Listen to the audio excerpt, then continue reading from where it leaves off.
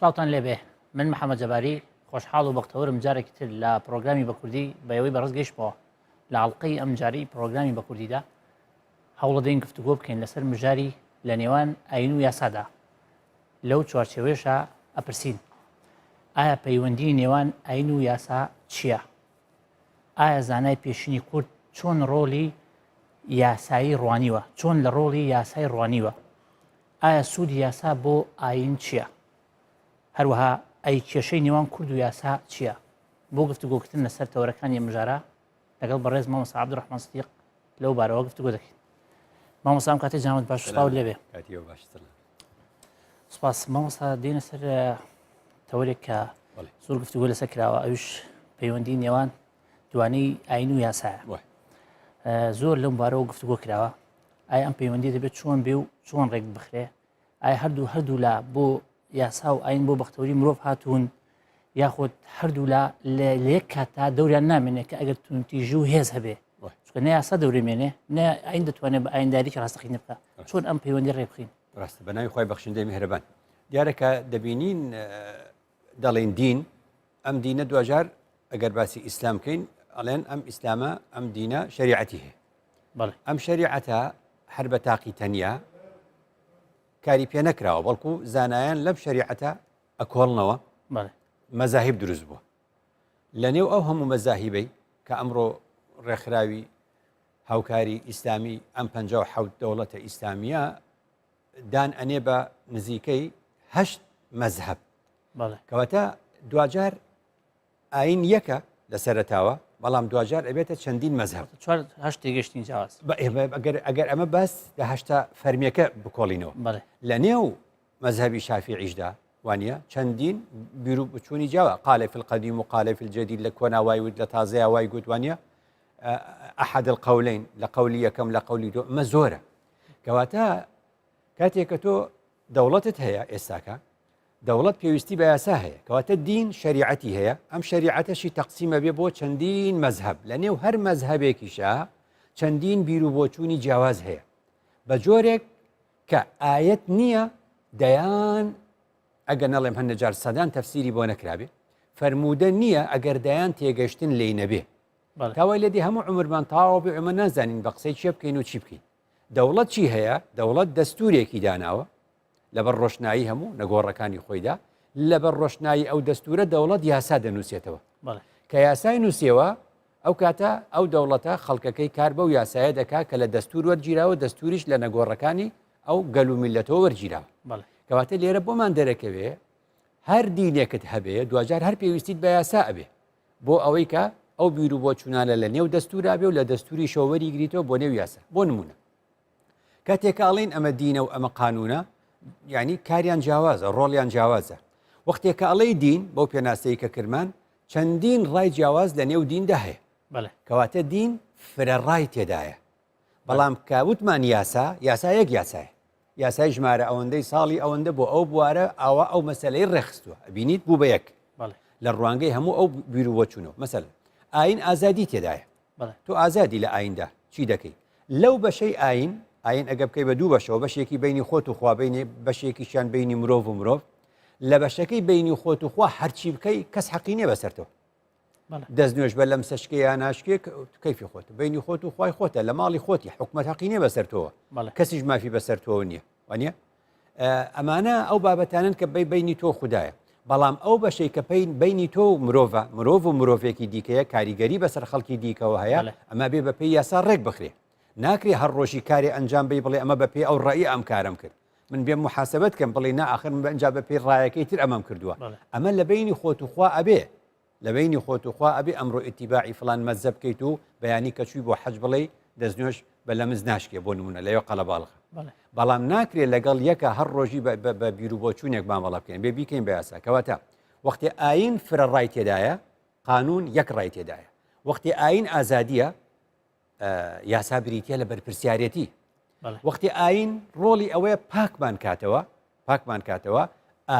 یاسا ڕۆڵی ئەوەیە کە چیمان لێ بکە یاسا ڕۆڵی ئەوەیە کە ڕێکمان بخاتەوە یاسا ڕۆڵی ئەوەیە کە ڕێکمان بخاتەوە وەختێکە ئاین سزاکانی چۆن ئەڵێ تەعجیل کراوە سزاکانی هەڵگیراوە بۆ قیامەت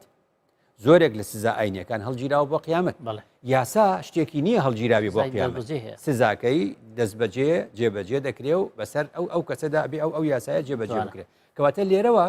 بۆمان دەرەکەوێ یاسا و ئاین لە شێوازی کارکردنەکەیان لە یەک وەرەگرن بەڵام لە هەمان کاتدا ئەرکەکانیان جیاوازە ئەگەر بێت و یاسان نەبێ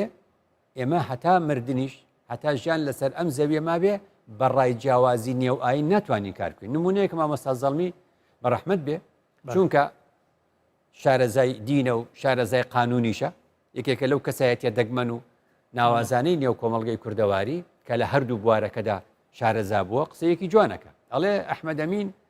لە ئەلمەناری مسری نووسیوێتی لە ساڵی 1948 ئەڵێ حکوومەتی میسر 6 زانای هێنا 2 شافعی هێنا سەر بە مەزەبی شافعی 2 سەر بە مەزەبی مالیکی دوش بە سەر مەزەبی ئەبوو حەنیفە 2 بە 2 بە 2 ئەمە 6 دەگوتی یاسایەکمان بۆ بنووسنەوە لەو بیر و بۆچوونانی هەتانە تا لە مسر کاری پێ بکەین لە گشت بوارەکاندا تا 6 مانگ یەک گوشەیان پێ نەنووسرە بۆ مالیکەکەوت هە بەڕێی منە حەنەفیەکەگوت هەر ئەوەی من ڕاستە شافعی شەوت هەر ئەوەی من ڕاستە لە نەتیجە دیوتە یاسادانان رێ بەم شێوازە ئەبێ یەکێکیان تەنازول بۆ ئەوی دیکە بکە تاوەکو ڕەشنووسێ بنووسنەوە ئینجامە بیدێنە دەستی گەل بیداتە دەستی پەرلەمان و لیژنە تایبەتمەندەکانی نێو پەرلەمان تا یەکێکیمان بۆ بکە بە یاسا کەواتە هەمیشە بێ بڵێن ئێمە لە دوجاردا ئەوەی کە کۆمەڵگەڕێکە خا یاسایە ئەوەی کە ناخمان پاکەکاتەوە ئاینە بەس ئەوەی کە پەیوەندی من و تۆڕێکە خا بریتە لە یاسا تەبەنیەکی لە مەسەبەکان بەدڵنیاییان شەرتیش نەیەکی لە مەزەبەکان یعنی لەنێو هەموو ئەم ڕاجیاوازانە ئەبێ ڕایەک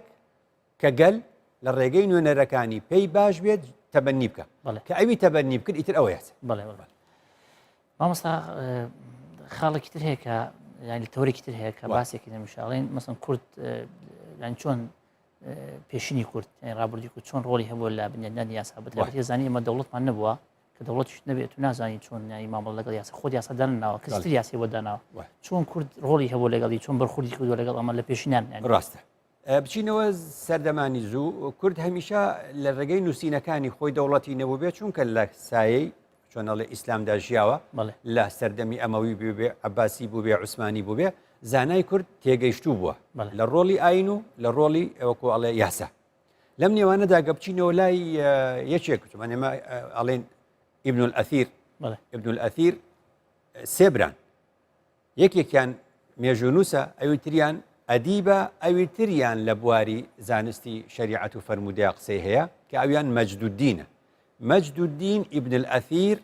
ئەم ئیبن الئەثیرە چییە ئیبن الئەثیر ئەلجەزیری یا ئەڵێن ئەلجەزەری ئەم جەزری و جەزیری و ئەمانە کەم جەزیریان مەبەستە حەزەکەم نەوەی تازە بزانێ ئەگەر کاتێ ئیبن الئەثیری بیست هەندێک ئەڵێن موستاوی و ئیبنەوە مووسڵ هەندێک ئەڵێن جەزیرە وازانن جەزیرە عەرەبیە جەزیرە بە جەزیرەیە گوتراوەکە لە دیاربەکر و عەفوەن لە جەزیرەی بۆتانە جەزیرەی بۆتانە ئەو جەزیرەی بۆتانە لە کتێبە ئیسلامیەکان پێڵن جەزیرەی ئیبن عومەر هەندێجار بەس خۆی ڕاستیەکەی بۆتانە ئەم ئیبن الئەثیرە خۆی و دوو براکەی تریشی ئەمانە هەموو لە دایک بووی بۆتانن ئەم ئیبن الئەثیرە ئێمە مەبەستمانە کە جامیع الئوسولی هەیە لە جامیع الئوسولە زۆر بۆمان باسەکە بە جوانی کە ئاین ڕۆڵێکی هەیە یاسا ڕۆڵێکی دیکەی هەیە هەردووچیان تەواوکەری یەکترن بەڵام ڕۆڵی ئاین و یاسا لە یەکتر جیاوازە بۆیە ئیبن الئەثیری بۆتانی کە لە 1209 میلادی 1209 زاینی کۆچی دوایی کردووە لە جامیع الئوسوڵا پێمان ئەڵێ الأصل في حفظ الدين أصل بنەڕەت لە پاراستنی دینە بریتیە لە چی حفظ و قانون السیاسة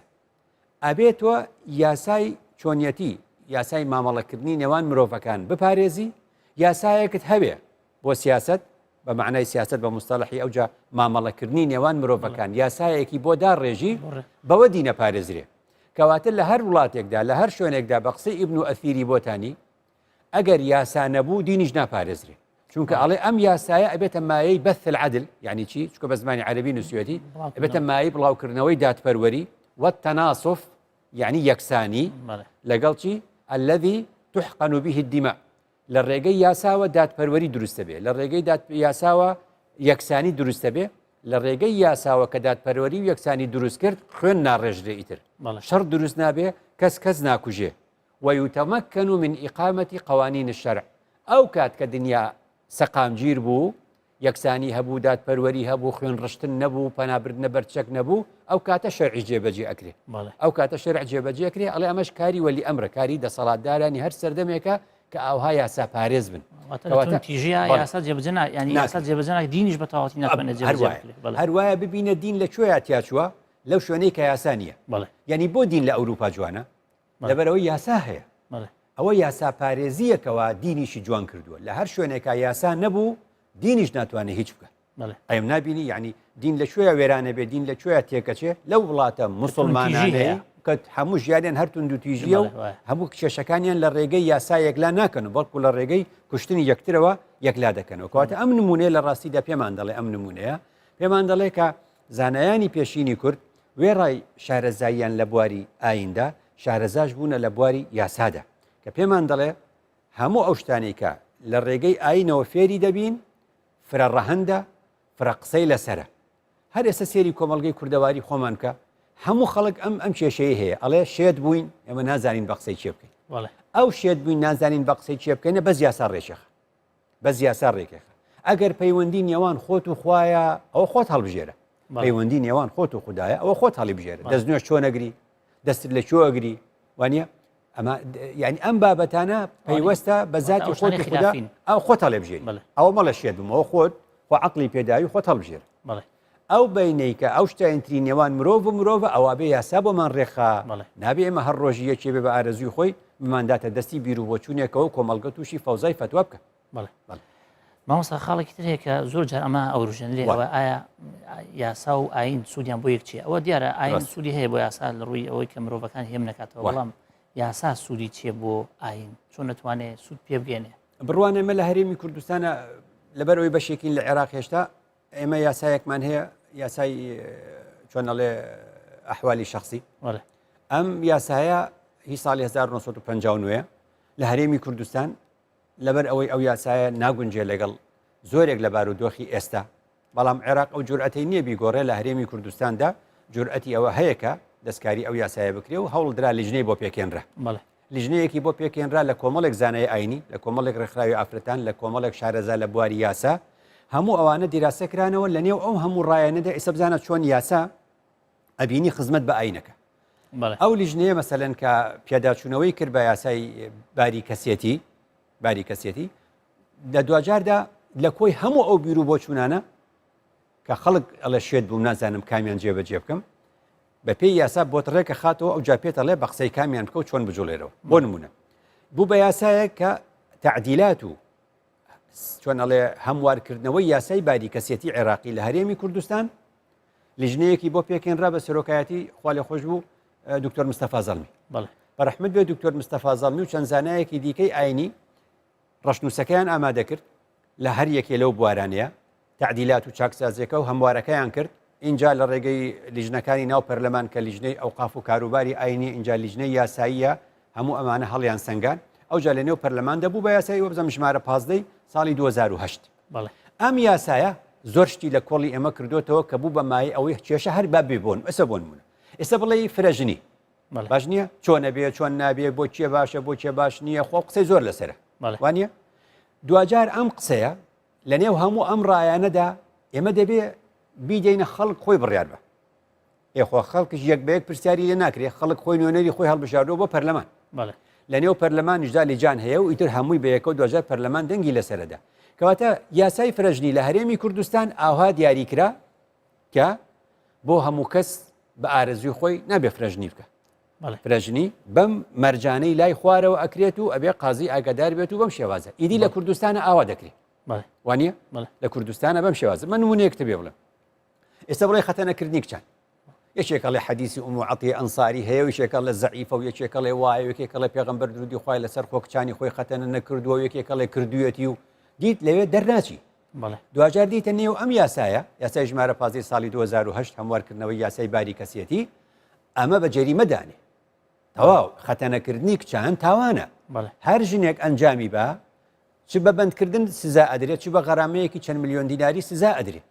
ئەمە دیت ئەمە تازەم ئەمە کاری پێکرێت ئەمە یەکچاو بووینەوە تازە ئەزانین لە بواری خەتەنەکردنی کچانە ئەمە تاوانێکە ئەنجام دەدرێت بە پێی یاسای ژمارە 15 ئاوا کراوەوە نمونەیەکت پێ بڵێ لە تەمەنی چەند خەڵک کچ بەشوو بدرێ وانە بەڵێ هەمانە لە ڕایەکەوە کە ئەڵێن لە 9 ساڵی کچ بدە بەشوو ئەڵێن چونکە عایشە بە 9 ساڵی شووی کردو باشە هەی ئەڵێ ئەبێ ئەڵێ نابێ ئەویتر سەر دەرناچێت لەم قسانە کۆتایی پێنایە هیچ کەسیش ئامادە نییە کچی خۆی بە 9 ساڵی بەشوودا بەس حەزەکان 9 ساڵ بێنێ ئەم فێڵە هەیە بەڵام لەم هەموو ڕەیە دوجار چی بکەینێمە ئەچینەوە لای ئەم یاسایە کە دکتۆر مستەفا زەڵمی و لیژنەکەی هەموو بە جوانی ڕێکیان خست کەمترین تەمەنێک بە پێی یاسا بۆ شوکردن لە هەرێمی کوردستان بریتە لە 18 ساڵ لە خوار 18 نییە ئەگەر ئیسtisنایەکی تیابێ هەڵاواردنێکی تیابێ لە بەربار و دۆخێکی تایبەت و یعنی بگونجێ کەمتریکەی لەمە بەڵام بە مەرجی ڕازیبوونی قازی و حاکم ئاگاداری بێ ئەو بڕیار بە 16 ئاگای دۆخەکە بێ دۆخەکە ئەوە 16 ئیتر لە 16 کەمترمان نییە ئێمە ئیدی خەڵک با بە خۆی هەر ڕێیتر بڵێ ئەو هەموو ڕاجیاوازەی نێو کتێبەکان هەمووی بێنە دوجار ئەبێت و بیخیتە حاڵەتێکی دیاری کراوە بە یەکلا بیتەوە یەک چاو بیتەوە خۆ ناکرێتەوە یەکێک بەنۆ بە کچ بە شوباوێکێ بە دەوێکێ بە 11 بە 12 بە 8 ئەمە وڵات نییە ئەوتان لەگەڵ زانستی دەروونناسی و زانستی فسیۆلۆژیش ئاگونجەیەوە کە بەدڵنیسەرتر بێت ئەمە بەستمەوەیە یعنی دوجار تۆ کۆی ئەو ڕەیانە کۆ ئەەکەیتەوە ئەیهێنی بۆ ئومەتیش نوێنەری هەیە کە پەرلەمانە لە ڕێی پەرلەمانەوە ئەم یاسایە پەسەند کرا بەم شێوازەی لێهات کە ئاهالە بۆ نمونە ئێستا کەسێ بچێتە داوای کچێک ئەڵێن ئەوە وەلی ئەمری هەیە ئەو کچە باوکێتی وایە بەپێی ئەو یاسایی کە عێراق دایناوە ئەڵێ مادەم باوکی وەفاتی کرد ئەیچی ئیتر وەلی ئەمرێتی یاسای عێراقی باری کەسێتی داوێتێ باپیری ئێ مشەڕعی کوردی بیرەکاتەوە ئەم کچە خۆ دڵی خۆی لای دایکێکاتەوە باوکی نەمێنێ خۆ دڵی خۆی لای باپیری ناکاتەوە وانە یا لای براکەی پێی بڵێ من حەزەکەم شوو بە فڵام کەم یان ئەومەوێ یا نامەوێ یا مامی یا خاڵی یاسای کۆنی عێراقی بەو شێوازەی لێ کردووە ئەڵێ مادەم باوکی نەما ئیترەوە باپیرێتی باپیری نەما مامێتی مامی نەما برایەتی بەو شێوازە نا دکتۆر مستەفا زەڵمی و لیژنەکەی بە کۆی هەموو ئەو ڕایەنی لە نێو کتێبەکاندا هەیە گوتیان باوکی نەما دایکی وەلی ئەمرێتی نزیکترین کەس لە کچەوە دایکێتی دایکی ئەزانێ ئەم کچە چێ ئەوێ و چێ ناوێ و چێ بۆی باشە و چێ بۆی خراپە ببینی ئەو لیژنەیە بڕیارەداکە خەڵک زەواج لە دەرەوەی مەحکەمە بکە نابێ بیکە لە ڕووی فقهیەوە ئەتوانێ دوو شاید بێنێت و ڕەزامەندی هەبێ و وەلی ئەمر هەبێ ئەوە هەبێ بەس مافی ئافرەتەکە ئەفەوتێ هیچ مافێکی نییە لەسەر کاغەز نەبووە بە ژن و مێرد ئەبێ بچێتە دادگا ئەگەر نەچوو ئەو کچە زەرەرەکە بۆیە دی لە هەموارکردنەوەی یاسای باری کەسێتی دکتۆر مستەفا زەڵمی بە ڕەحمەت و خۆی و لیژنەکەی ئەو یاسایاندا بە پەرلەمان و ئەو پرۆژە یاسایە و سەرنجام بۆیە یعنی ئەڵێم علم و جورئەت ئەوەی لای دکتۆر مستەفا زەڵمی هەیە علم و جورئەت بوو بە ڕەحمەت بێ هیوا کەسی وامان پێویستە لە نێو کۆمەڵگەدا کە بتوانێت ئاوا یاساکان ڕێک خاتەوە لە چوارچێوەی شەرعە دەیان ڕەئی شەرعی هەیە دەیان ڕەئی فقی هەیە هەمووی دێنێ باشترینی هەڵەبژێرێت و اینجا تەقدیمی پەرلەمانێک کات و پەرلەمانش ئیکا بە یاسا و جێبەجێیەکە بەم شێوازە بۆ دەرەکەوێ ئەمە بوو بە یاسایەک بەم شێوازە من نمونەیەکی تر بڵێم بەپەلە ئەگەیتە ئاەتی وەضری بووهنە ئەڵێن ژن ئەگەر باش نەبوو لەگەڵ تا لێی بە لەولاشەوە یەکێکەڵێ لێی بە بە کەیفی خۆت پیاو هەر لێی ناپرسرێتەوە چۆن لە ژنەکەیدا و بەچی لێدا بۆ لێدا ئەمە ڕێیەکە ئەمە ڕێیەکە ڕێیەکی ترەڵێ لێی بدە بەڵام زۆر ئێسقانی مەشکێنە و شین و مۆری مەکەرەوە یەکێکی ترەڵێ لێی بە بەڵام بە سیواک یەکێکی ترەڵێ نەخێر لێدان نییە چونکە پێغەمبەر درودی خوای لەسەر لە ژنی نەداوە ئەی ئەم ئاەتە چی لێ بکەین ئەم ئاەتەمانەیە چییە ڕێیەکی تر هەیە ئەڵێمە ئیضرابە بە معنای ماڵبەجێهێشتنی پیاوە بۆ ماوەی مدەی یەک مانگە کە پێغەمبەر ئەم سونەتەی جێبەجێ کردووە ئەمە هەمووی ڕێیە باشە بە قسەی چێ بکەین لەم نێوانەدا بە قسەی چێ بکەین ئەم لێدانە هەیە یان نییە دێنەوە بۆ یاسای ژمارە 8 ساڵی 2011 یاسای بەڕەنگاربوونەوەی توندوتیژی خێزانی ئەم یاسایە گوتوێتی بە پێی یاسای ژمارەشتی ساڵی 2011 ئەڵێ توندوتیژی بریتە لە 13 جۆر یەکەم ئەوەیە نەفسیە جەسەدیە فیزیکیە ئیدی ئەڕواپیایە 13 جۆرە ژمێرێ ئەگاتە خاڵی 12 چی توندوتیژیە لە خاڵی 12 پێش 13 ئەڵێ لێدانی تاکەکانی خێزان و منداڵ بە هەر بیان و یەک بێ کەواتە تاسە یاسای ژمارە 8 ساڵی 2011 لێدانی قەدەغە کرد چوە سەر ئەو ڕەیەی کە نابێ لێدان هەبێ نەک لێدان لە ژن نابێ پیاو لە ژن بدە نابێ ژنیش لە پیاو بدە نابێت دایک نابێت لە مناڵی بدە نابێ مناڵ لە دایک و باوکی خۆی بە نابێ باپیری لێبە نابێ مامی لێبە نابێ ئەڵێ لێدانی تاکەکانی خێزان و منداڵ بە هەر بیان یەک بێ لە هیچ ئەندامێکی خێزان نابێ بدرێ خۆ تۆ چی داناوە ئەمە ماڵە ئەمە بێ بە ئاشتی بژێ ئەگەر بێت و ئەمە کرا و لێدان کرا ئەو کاتە مادەی حەوت لە یاساکە ئەڵێ بە 6 مانگ هەتاوەکو 3 ساڵ سژ نەکری ئەگەر لە یەکێ بێت بە ناوی تونند و تیژی خێزانی حساب بکرێت لە هەمان کاتیشا لە 1 ملیۆن تا 5 ملیۆن دینار غەرامە ئەکری کەواتە بینی چۆن یاسا یارمەتی دەرمانە ئێمە دەڕئی ئەتوانین بشمێرین لەسەر ئاەتی وەضری بووهنە بەڵام دوجار ئەوە یاسایە بۆمان ڕێکە خا ئەکاتە یاسای ژمارەشتی ساڵی 2011 بەڵێ ئەمە تونند و تیژیە بیکەی بەندەکرێی لێبەی بەندەکرێی غەرامە شەکری جارێک بەڵێ جوانە مامۆستا خاڵێکی تر هەیە کە دواتەوەرە ئەو شەوەیە کێشەی نێوان کورد و یاسا چییە زۆر جارەبەی وەکو باسم کرد دەوڵەتی نەبووە هەمیشە یاسای پێشتر کردووای زانانی ئەمە یاسای وڵاتی داگیرکەرە زیاتر ڕێزیە نەگرتووە و خۆی وەکو هاوڵاتی ئێمە چۆن ئەم کێشەیە چارەسەر بکەین یاخود چۆن ئێستا وا لێ بکەن کورد زیاتر پابەند بە یاسا و یاسا لە قازانجی خۆی ببینێ یەکەم ئەتوانم 3 خاڵ بژمێرم کە پەیوەندی کورد و یاسا تۆزە پەیوەندیەکی باش نەبووە یعنی چۆن یعنی کورد زیرەکە لە دانانی یاسا ئێستش قسەیەکی وامانەیە کورد خێرایە و زیرەکە لە دانانی یاسا بەڵام پابەند نابێ پێوەی یەکەم کورد لە نێو ژینگەیەکە ژیاوە لە ڕووی ژینگەیەوە ئەگەر بێت و توێژینەوەکان پێمانەڵێن کورد هەمیشە حەزی لە ئازادیەکی بێسنوور بووە کورد لە ژینگەیەکە ژیاوە خۆی سەروەری خۆی بووە کەسێک نەبووە بتوانێت ڕێگری بۆ دانێ سەرنجام کورد لە ژینگەکەی خۆیدا کەسێکی ئازاد بۆ ئازادێکی بێسنوور هەموو یاسایەکیش یعنی چی هەموو یاسا و قانونێک یعنی کەمکردنەوەی بەشێک لە ئازادیەکانی تۆ بیدا بە من و بەشێک لە من بداتەوە بەلای تۆ مەگەر ئێمە 4 لاین لە 4 لاوە ڕاست و چەپ و باکوور و باشوورەوە دێن بۆ یەک تەقاتوعێک و دێن بۆ یەکتر بڕێک لەسەر جادا هەمومان سیارەمان پێ هەر کەسە لە نۆری منە هاتین خۆمان چیمان کرد بۆ ئەوەی بە یەکدا نەدەین ئازادیەکانمان ڕێخست چیمان کرد گڵۆپی زەرد و سوور و کەسکماندانە وانە ئەم گڵۆپە پێمانەڵێ کاتێک کە سەوز بوو نۆری منە لای من سەوزە کاتێککە بۆ تۆس بۆ ئەوانی دی سوورە وانە کاتێک لای منە بێ بە سوور بۆ ئەوانترە بێ بە سەوز ئەمە چێداینە ئەمە بۆچی وامان لە خۆمان کرد ئەمە بۆ ئەوەمان بوو کە بەشێک لە ئازادیەکەی خۆمان بەمەوە بە تۆ بیدەی بە من بە پێی یاسا ئازادیەکانمان ڕێخست ئەو کاتێ منە ڕۆم تۆ ئەوەستی ئەو کاتێک تۆ ئەڕێ منەوەستم کەواتە لێرەوە کورد یاسا جۆرێک لەو ئازادیە بێسنوورەی لێ سندۆتەوە بۆی زۆر حەزی لە یاسا نەبووە جارێکی تر کورد کە دەوڵەتی نەبووە هەمیشە یاسا دەوڵەتەکەی کە کوردی داگیر کردو دایناوە کوردیش پێی زانین پێ ئەمە پێی وەکو بڵێ خەبات بووە کە دژی ئەو یاسایی ئەو دەوڵەتە بجوڵێتەوە لە کاتێکە ئەو دەوڵەتی کە داگیری کردوین هەندێک یاسایی داناوە بۆ بواری ڕێخستنی ژیان یاسایەکی باشی بوو بێ ئەوانەی تری دژ بە ئێمە بۆ تەرحیل و تعریب و تەبعیس و ئەوانە بۆ باش نەبوو بە سەندە یاسای مەدەنی هەیە بۆ هەمومان وەکو یەک وا بووە لەلایەکی تریشەوە زۆر جا کورد کە ئەڵەی بە قسەی یاسا بکەوا زانێ تەنازولی بۆ ئەو کردو ئەوروپا بەچی گەشتنەوە پێشکەوتنە ئەڵێ تەنازولکردن بۆ یاسا تەنازولکردن نییە بۆ کەسی یاساکە یعنی وەختێ تۆ یاسا بۆ مندانەی وانە ئەو مانای وانێ من تەنازولم بۆ تۆ کردووە تەنازولم بۆ یاسا کردووە تەنازولکردن لە بەردەمی یاسا کەی فێری بووین ئەبین بە دەوڵەت کەی فێر بووین تەنازولکەین بۆ یاسا بین بە دەوڵەت بۆیە کورد لە مێژە یعنی یاسای زۆر جوانی هەبووە ئەو یاسایانەی کە کورد هەی بۆ لە مێژاگە بچمە 100 ساڵ لەمەوە بەر دوو نمونەت بە پەلە بۆ خوێنمەوە چەندێک کاتم ماوە 2 دقیقە باشە بڕوانە 16 1921 16 1921 ئێمە ئێستا چەند لە کوردستان ئەڵین تکایە لە ناو بازارە